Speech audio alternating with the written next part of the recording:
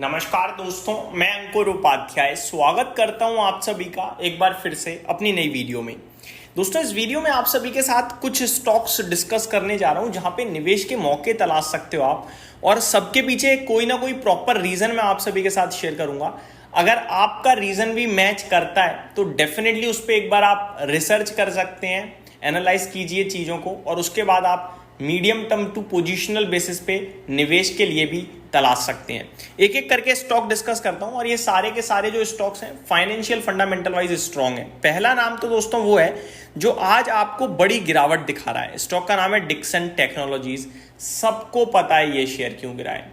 दमदार नंबर आए हैं, लेकिन गिरा इसलिए क्योंकि ऑलरेडी भागा हुआ है। कंपनी की कॉन्कॉल से जो अपडेट्स आ रही हैं वो बहुत ही तंगड़ी दिख रही हैं मुझे।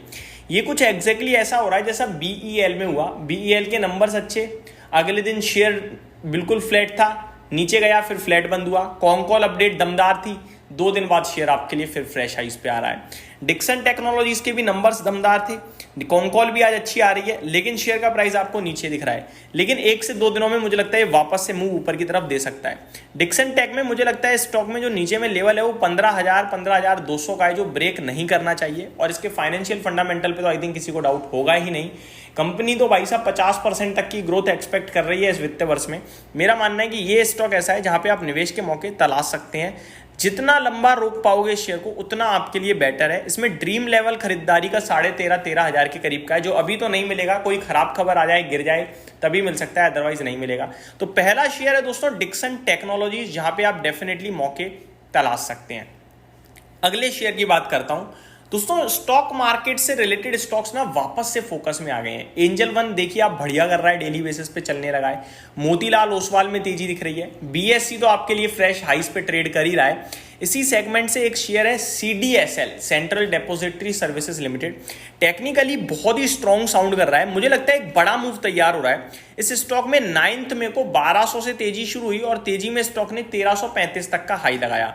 उसके बाद करीब 3 ट्रेडिंग सेशन स्टॉक ने वहीं पे सस्टेन करा, 2 से 3, और फिर 1335 से दोबारा रैली शुरू हुई 1450 तक, और 1450 का भाव दिखाया इसने 28 मई को। अभी 1 दिन हो गया है, स्टॉक वहीं खड़ा है। मुझे लगता है एक आध दिन और कंसोलिडेट होना चाहिए, और उसके बाद ये स्टॉक एक और फ्रेश अप मूव देना चाहिए। और इसके लिए आपके पास जो स्टॉप लॉस है ना, मेरी नजरों में बहुत ही छोटा हो सकता है, 1420 1410 के समथिंग का। वो आप एसएल प्लेस करके इस स्टॉक में भी ध्यान दे सकते हैं। एक और चीज बताना चाहूंगा, सीडीएसएल के भी फाइनेंशियल फंडामेंटल्स पे आई थिंक किसी को कोई डाउट नहीं होगा। जितना ज्यादा होल्ड करेंगे उतना बेटर है, और ये कंपनी मेरे को लंबी अवधि के लिए तो वैसे ही बहुत ही ज्यादा पसंद है। आगे मैं बात करना चाहूंगा दोस्तों तीसरे स्टॉक के बारे में।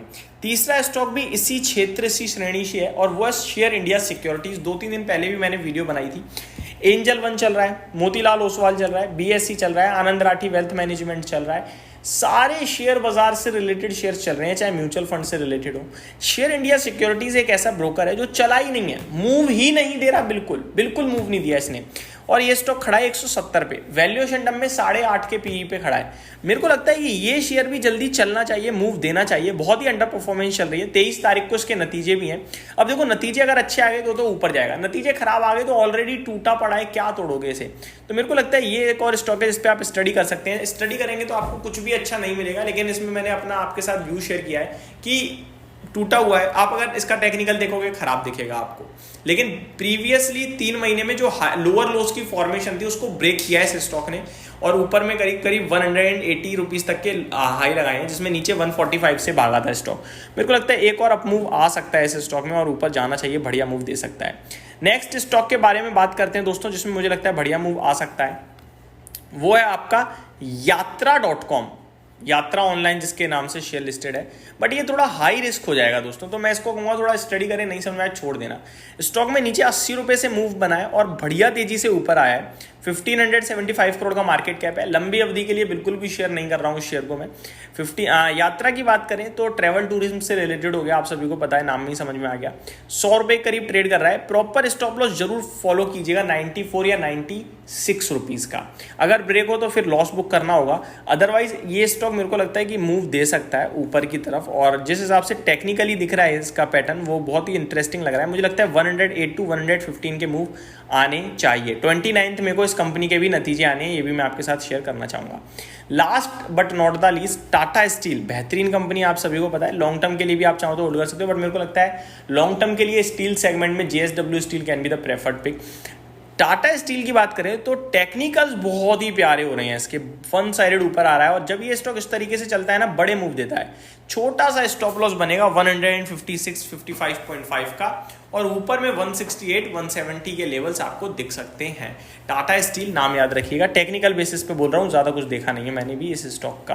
बाकी हम सभी जानते हैं टाटा स्टील को, चाइना में जो अभी लैंडिंग रेट कम हुआ है उसका भी इन्हें फायदा मिलेगा, क्योंकि मेटल का बड़ा लेना देना होता है चाइना के साथ। एक और स्टॉक मैं आप सभी के साथ शेयर करना चाहूँगा दोस्तों, जो आज ही बड़ा मूव देता हुआ दिख रहा है, और वो है JK टायर। इसमें पूरे टायर स्पेस को इसने अंडर परफॉर्म किया है, लेकिन आज कल नंबर आए, नंबर्स के बाद आज इसने एक बहुत बड़ा मूव दिया है।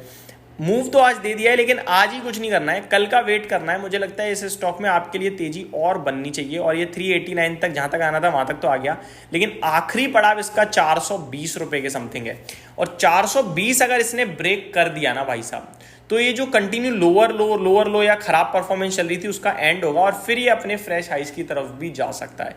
तो JK टायर आप अभी वॉच लिस्ट में लगा के थोड़ा स्टडी करें और वेट करना चाहिए। ये और एक और स्टॉक होगा जो आपकी लिस्ट में जरूर ऐड होना चाहिए इस समय। PFC वगैरह के नंबर्स आते हुए दिख रहे हैं दोस्तों, नंबर्स अच्छे आए हैं, स्टॉक भी ऊपर ट्रेड कर रहा है, जिसके बारे में आप सभी के साथ नेक्स्ट वीडियो में बात करूंगा। ट्राइड हैंड के नंबर आ रहे हैं, 15% कूद गया भाई साहब, मुबारक हो। तो यही हो रहा है भाई साहब, जिसके स्टॉक में चाल नहीं आई है बीते कुछ समय से, और नंबर अगर ठीक आ जाए तो फिर कूद रहा है बहुत तेज। यही समाप्त करता हूँ इस वीडियो को। Thank you so much for watching this video. Have a great day guys.